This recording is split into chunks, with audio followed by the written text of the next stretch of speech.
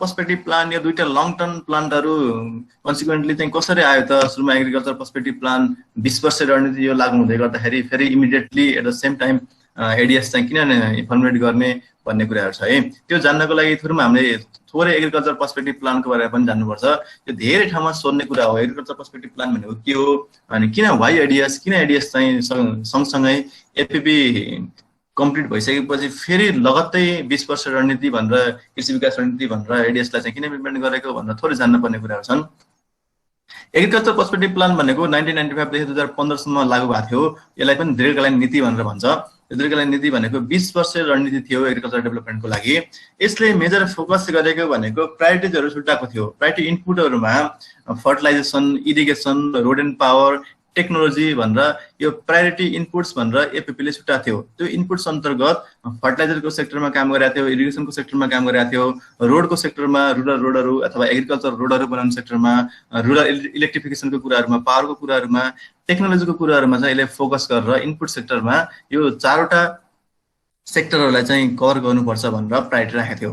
र आउटपुट सेक्टरहरु कुन सेक्टरलाई चाहिँ कभर गर्ने भन्दै गर्दाखेरि जस्तै हाई भ्यालु क्रपहरु, एग्रिबिजनेसहरु भयो, लाइभस्टक र एग्रो फरेस्ट्री गरेर यो चारवटा मेजर सेक्टरहरुलाई चाहिँ यसले कभर गरेको थियो अथवा प्रायोरिटी सेक्टरमा राखेको थियो। र यसको पर्फर्मेन्सहरु हेर्यो भने एपीको पर्फर्मेन्स भनेको मिक्स्ड पर्फर्मेन्स छ। कुनै सेक्टरमा चाहिँ अलि बढी राम्रो नै गरेको थियो भने कुनै सेक्टरमा अनएक्सपेक्टेड रिजल्ट अथवा त्यो सोचे अनुसारको टार्गेट गरे अनुसारको रिजल्ट चाहिँ आएको थिएन।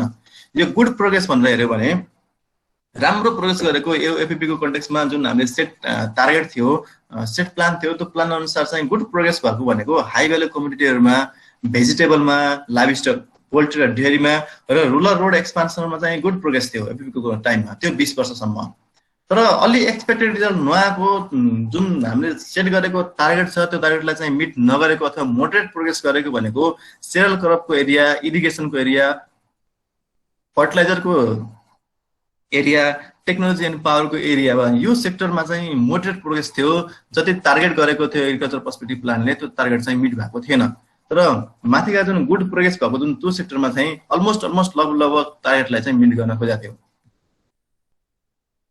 र यो मिक्स्ड फ्याक्टर चाहिँ किन आयो, हामीले सोचे अनुसार अथवा एपीपीले सोचे अनुसार चाहिँ टार्गेट मिट किन भएन भनेर डिफ्रेन्ट यो रिपोर्टहरु आएको छ। त्यस विषयमा एग्रिकल्चर पर्सपेक्टिभ प्लानको मिक्स्ड रिजल्टको बारेमा अथवा त्यसले सेटिस्फ्याक्टोरी रिजल्ट नदिनको पछाडी के कारणहरु हुन सक्छन् भनेर डिफ्रेन्ट रिजल्टहरुलाई हेर्दै गर्दाखेरि क्रिटिकल फ्याक्टरहरु भनेर पनि छुट्याएको छ। यो रिभ्यूबाट आउने कुराहरु हो। क्रिटिकल फ्याक्टरहरुमा चाहिँ के छ त, त्यसको विकनेसहरु के थियो, डिमेरिटहरु के थियो भनेर हेर्दै गर्दाखेरि कोअर्डिनेसनको पाटोमा एपीपीले राम्रोसँग कोअर्डिनेसनसँग गर्न चाहिँ सकेका थिएन। पब्लिक प्राइभेट पार्टनरशिपको यो कन्टेक्स्टलाई चाहिँ त्यसले लागू गर्न सकेका थिएन। पब्लिक सेक्टरलाई चाहिँ एंगेज गर्नुपर्छ अथवा अरु फरेन अर्गनाइजेसनहरुलाई, एनजीओलाई चाहिँ पनि इन्भल्भ गरेर अथवा डिफ्रेन्ट अर्गनाइजेसनलाई पनि इन्भल्भ गरेर कोअर्डिनेटेड तरिकाले काम गर्नुपर्छ भनेर त्यो कोअर्डिनेसनको पाटोमा चाहिँ एपीपीले राम्रोसँग काम गर्न सकेका थिएन। सँगसँगै त्यो बेला लो लेभल अफ इन्भेस्टमेन्ट थियो। एग्रिकल्चर सेक्टरमा काम गर्न अथवा इन्भेस्ट गर्न सक्ने इन्भेस्टरहरु एकदम कम थिए। जति पनि इन्भेस्टरहरु थिए त्यो अरु इन्भेस्टरको सेक्टरमा चाहिँ इन्भेस्ट गरिरहेका थिए। सँगसँगै यो पोलिसी इन्कन्सिस्टेन्सी पनि भन्छ। एपीपीले को यो मिक्स रिजल्ट आउनुको पछाडी भनेको जस्तै सब्सिडी पोलिसीहरु, ट्याक्सेसन पोलिसीहरु भयो, एग्रिकल्चर पोलिसीहरु थियो। एउटा एग्रिकल्चर पोलिसीले आफ्नो तरिकाले काम गरिरहेछ, अर्कोले अर्को तरिकाले काम गरिरहेछ। त्यस बीचमा कोअर्डिनेसन अथवा कन्सिस्टेन्सी पनि थिएन। फर एक्जाम्पल सब्सिडी पोलिसीलाई हेर्छौं भने सब्सिडी पोलिसी भनेको जियोग्राफीको हिसाबमा, कम्युनिटीको हिसाबमा फरक थियो। कसरी किसानहरुलाई चाहिँ सब्सिडी दिने भनेर एक्ज्याक्ट रिजिड यो ठ्याक्कै यही गर्नुपर्छ, यसरी जाने भनेर त्यो कन्सिस्टेन्ट पोलिसी चाहिँ थिएन। सँगसँगै यो डोमेस्टिक कन्फ्लिक्ट पनि मेन बाटो मान्छ। डोमेस्टिक कन्फ्लिक्ट भन्दै गर्दाखेरि त्यति बेला जुन एपीपी इम्प्लिमेन्ट भइरहेको थियो, लागू भइरहेको थियो, एकदम प्रोग्रेस गर्ने बेलामा नै नेपालमा डोमेस्टिक कन्फ्लिक्टको कन्डिसन थियो।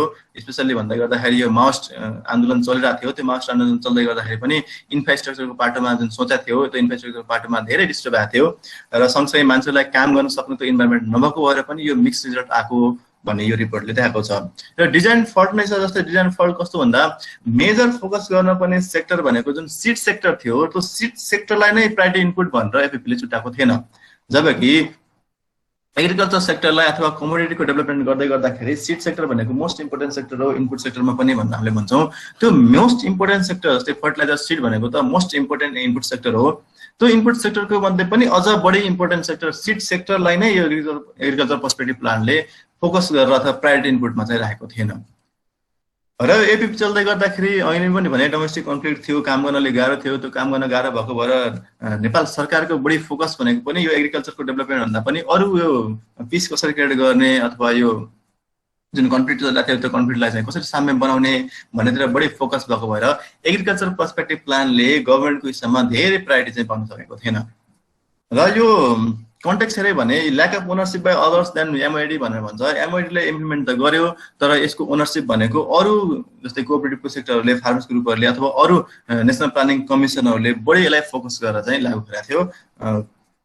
गभर्मेन्ट अफ नेपालले बढी फोकस गर्न पर्ने प्लान 20% रणनीति भनेर भन्यो, तर यो आफ्नो प्लान भनेको गभर्मेन्ट अफ नेपाल त्यतिखेर डोमेस्टिक कन्फ्लिक्ट अथवा अरू कारणले गर्दाखेरि धेरै बढी फोकस गर्न पाएन, जसले गर्दाखेरि एपिपीले चाहिँ मिक्स्ड रिजल्टको, मिक्स्ड पर्फर्मेन्सको चाहिँ काम गर्यो अथवा मिक्स्ड पर्फर्मेन्स आयो, जसले गर्दा नै फेरि यो मिक्स्ड पर्फर्मेन्सको आधारमा नै फोकस भएर र है एग्रिकल्चरलाई अझ बढी फोकस गर्नुपर्छ भनेर फेरि एडिएसको चाहिँ सिन्थेसिस भएको पाइन्छ, एग्रिकल्चर डेभलपमेन्ट स्ट्राटेजीको सिन्थेसिस भएको छ। र अब एडिएसको कन्टेक्स्टमा हेऱ्यो भने यो एपिपी र एडिएसको बिचमा थोरै कम्पेरिजनको पाटो चाहिँ छ। यो कम्पेरिजनको पाटो हेर्न सक्छौँ। एपिपीले बढी फोकस गरेको अथवा त्यो बेस भएको भनेको जियोग्राफिक पोटेन्सियलिटीको हिसाबमा, ल्यान्ड युज प्लानिङको हिसाबमा यो बढी फोकस भएको थियो। त्यसको कन्सेप्टलाई चाहिँ एपिपीले लिएको थियो।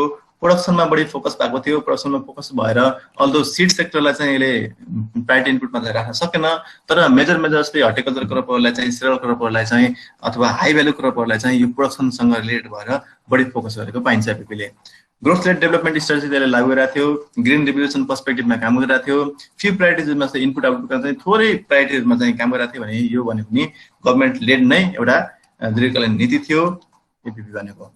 र अब एडिएसको कुरा गर्दाखेरि एडिएस भनेको एपिपी भन्दा थोरै फरक कुन पाटोमा रह्यो भन्दाखेरि यो कन्सेप्टकै पाटोमा हेर्दै गर्दाखेरि एडिएसले भनेको भ्याल्यु चेनको कन्सेप्टलाई चाहिँ बढी फोकस गरेको पाइन्छ।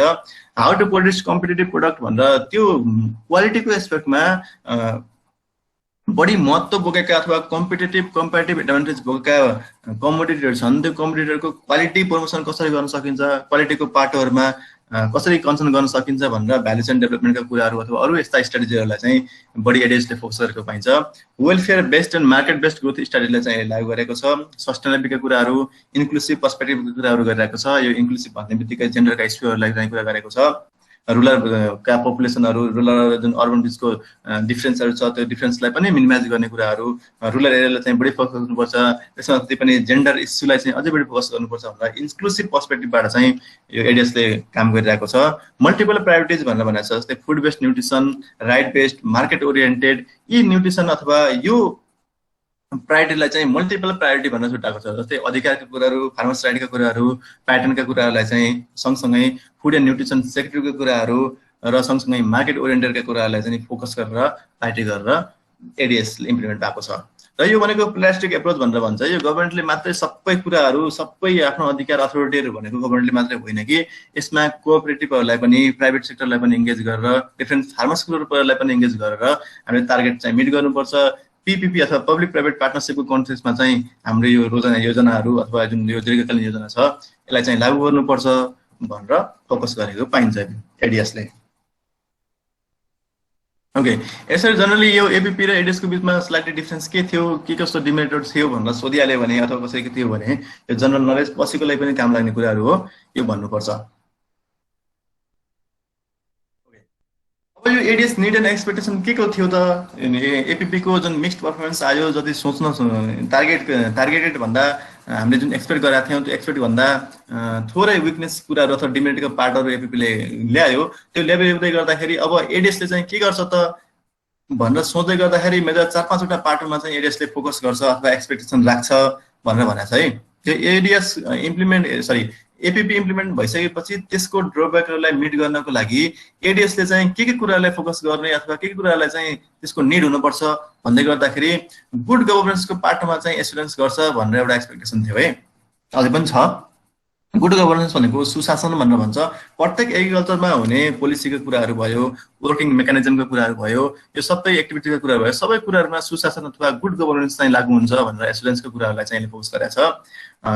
Efficient participation of stakeholder भनेको गभर्नमेन्ट सेक्टरको प्लानहरू इम्प्लिमेन्ट गर्दाखेरि गभर्नमेन्ट सेक्टरले मात्रै सबै हायर अथोरिटी लिएर हुँदैन, डिसेन्ट्रलाइजेसनको कन्सेप्टलाई चाहिँ लागू गर्नुपर्छ र कुनै पनि पोलिसी इम्प्लिमेन्ट गर्दाखेरि त्यससँग रिलेटेड हुने स्टेक होल्डर, कोअपरेटिभहरू भयो, फार्मर्स ग्रुपहरू भयो, अरू इन्भेस्टरहरू भयो, प्राइभेट सेक्टरहरू भयो, यो सबैको पार्टिसिपेसनबाट मात्रै एउटा यो लङ टर्म स्ट्राटेजीलाई चाहिँ हामीले फर्मुलेट गर्न सकिन्छ। त्यसपछि बल्ल मात्रै हामीले एक्सपेक्टेड आउटकमहरू निकाल्न सकिन्छ भनेर इफिसियन्ट पार्टिसिपेसन अफ स्टेक होल्डरलाई चाहिँ एडिएसले फोकस गरेको पाइन्छ।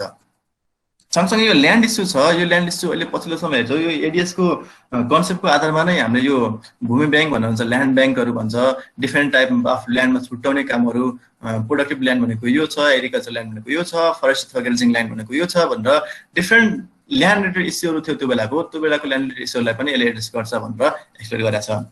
र रिसर्च एन्ड एक्सटेन्सन सिस्टमको पार्टमा चाहिँ यसले डिसेन्ट्रलाइज पार्टलाई गरेको छ। यो एडिएसको फ्ल्यागसिप प्रोग्राम भनेर भन्छ, यो एडिएसले प्रोग्राम अन्तर्गत एउटा फ्ल्यागसिप प्रोग्राम भनेर भनेको त्यो प्रोग्राम अन्तर्गत नै यो डिसेन्ट्रलाइज रिसर्च एन्ड एक्सटेन्सनको पार्टलाई राखेको छ। यो डिसेन्ट्रलाइज रिसर्च एन्ड एक्सटेन्सनको पार्टलाई कभर गर्दाखेरि पिएमएमपी प्रोजेक्ट भनेर पनि लागू भयो त्यति बेला नै, यो फ्ल्यागसिप प्रोग्राम अन्तर्गत आएको प्रोजेक्ट हो पिएमएमपी प्रोजेक्ट भनेको। त्यति बेला पनि अहिलेको कन्टेक्स्टमा यो पिएमएमपी प्रोजेक्टले पनि एडिएसले जुन टार्गेट गरेको रिसर्च एन्ड एक्सटेन्सनको डिजिटलाइजेसनको पार्ट छ, यो कन्सेप्ट छ, यसलाई पिएमएमपीले पनि त्यो प्रोग्रामहरू राख्नुपर्छ, त्यो रिलेटेड प्रोग्रामहरू राख्नुपर्छ भनेर यो इन्टर्नहरू, एग्रिकल्चर इन्टर्नहरू खटाउने अथवा त्यो साइटहरूमा पिएमएमपीको प्रोजेक्टहरूमा रिसर्चको पार्टहरू, एक्सटेन्सनको पार्टहरूलाई चाहिँ अझ बढी त्यसलाई स्ट्रङ बनाउने भन्ने कुरा त्यसरी आएको हो। यो एडिएसको खास कन्सेप्ट भनेको एग्रिकल्चर डेभलपमेन्ट स्ट्राटेजीको कन्सेप्ट हो। त्यस अन्तर्गत फ्ल्यागसिप प्रोग्राम भनेर छ, फ्ल्यागसिप प्रोग्राम अन्तर्गत नै डिसेन्ट्रलाइज रिसर्च एन्ड एक्सटेन्सन भन्ने एउटा प्रोग्राम छ। त्यो प्रोग्रामलाई पिएमएमपीले पनि कभर गर्नुपर्छ भनेर यो इन्टर्न अथवा एग्रिकल्चर इन्टर्न राख्ने व्यवस्था त्यहाँदेखि आएको एडिएसकै कन्सेप्ट हो, मेजर कन्सेप्ट भनेको। र अर्को पाटो भनेको एडिएसले हेर्ने अथवा त्यसको भिजनको पाटो भनेको coordination between agriculture and other sector भनेर भनेको छ। खालि यो एग्रिकल्चर सोरली एग्रिकल्चर मात्रै एउटा छुट्टै सेक्टर हो भनेर जान गाह्रो हुन्छ। इन्डस्ट्रीसँग अथवा कमर्ससँग अथवा मार्केटको एस्पेक्टमा हेर्ने भने अरू पाटोहरूलाई पनि अथवा अरू सेक्टरहरूलाई पनि कभर गर्नुपर्छ, तिनीहरूको बिचमा पनि कोअर्डिनेसन गर्नुपर्छ भनेर यी मेजर पाटोहरूलाई चाहिँ अथवा यो मेजर सेक्टर, मेजर इस्युहरूलाई चाहिँ एडिएसले कभर गर्न खोजेको छ। र यसको एक्सपेक्टेसन भनेको के छ भन्दा rural development of non agriculture sector including agriculture भन्छ, रुरल डेभलपमेन्टको पाटोलाई बढी फोकस गरेको छ। Growth of land and labour प्रोडक्टिभिटीको पाटोलाई चाहिँ यसले एक्सपेक्ट गरेको छ। ट्रेड ब्यालेन्स भनेर भन्छ, ट्रेड ब्यालेन्स भन्नुको अर्थ एडिएसको सेक्टरमा लार्ज प्रोडक्सन एरियाहरू बनाउने, भ्यालुएसनका कामहरू गर्ने, भ्यालुएसनका कामहरू गर्दाखेरि क्वालिटीका कुराहरूलाई चाहिँ हेर्ने, यी सबै कुराहरू गर्दाखेरि एक्सपोर्टको प्रमोसन गर्ने, इम्पोर्ट सकेसम्म इम्पोर्टलाई चाहिँ हामीले कम गर्ने, नेसनल आफ्नो ओन प्रोडक्सनबाट नै यो ट्रेड डेफिसिट छ त्यो डेफिसिटलाई चाहिँ घटाउने अथवा त्यसबाट ट्रेड ब्यालेन्स गर्ने भन्ने एउटा लार्ज एक्सपेक्टेसन अथवा हायर एक्सपेक्टेसन चाहिँ यो एडिएसले राखेको छ।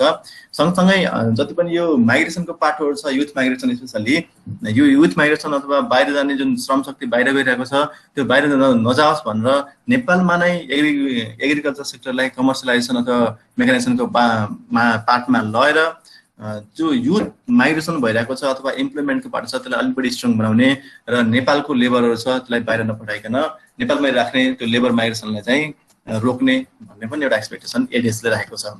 र क्लाइमेट चेन्जको कन्टेक्स्टमा जुन अहिले वर्ल्ड वाइड नै एकदम डिस्कस हुने इस्यु हो क्लाइमेट चेन्ज, नेपालको कन्टेक्स्टमा पनि हामीले देख्न सक्छौँ क्लाइमेट इज चेन्जिङ भनेर थुप्रै प्रुफहरू छ हामीसँग। जस्तै अहिले क्रपिङ प्याटर्नहरूमा नै चेन्ज भइरहेको छ, इभन अब यो सिजनहरूमा नै चेन्ज भइरहेको छ, त्यो सिजनमा हुने चेन्जले गर्दाखेरि एग्रिकल्चर सेक्टरलाई पनि असर पारिरहेको छ। त्यो इफेक्टहरूलाई चाहिँ मिनिमाइज गर्नको लागि हामीले हाम्रो एग्रिकल्चरलाई चाहिँ थोरै ट्रान्सफर्म गर्न जरुरत छ, टेक्नोलोजीको हिसाबमा अथवा क्रपिङ प्याटर्नको हिसाबमा अथवा अरू सेक्टरको हिसाबमा, प्रोडक्सनको हिसाबमा पनि हाम्रो जुन अहिले एग्रिकल्चर जुन तरिकाले चलिरहेको छ त्यसलाई थोरै ट्रान्सफर्म गर्नुपर्छ in the context of climate change भनेर पनि एडिएसले चाहिँ बढी फोकस गरेको पाइन्छ। र यसरी मेजर एक्सपेक्टेसन चाहिँ यसरी राखेको छ है। ओके, अब यो एडिएसको डिटेल भिजनहरू छ, भिजन भन्ने पार्टहरू छ, यसको वर्किङ मोडालिटीहरू छ, कसरी काम गरिरहेको छ भन्ने कुराहरूलाई चाहिँ हामीले नेक्स्ट लेक्चरमा डिल गर्छौँ। आजको लेक्चरलाई हामीले यति नै गर्छौँ। आजको लेक्चरमा मेजर भनेको एग्रिकल्चर पोलिसीहरूले चाहिँ कुन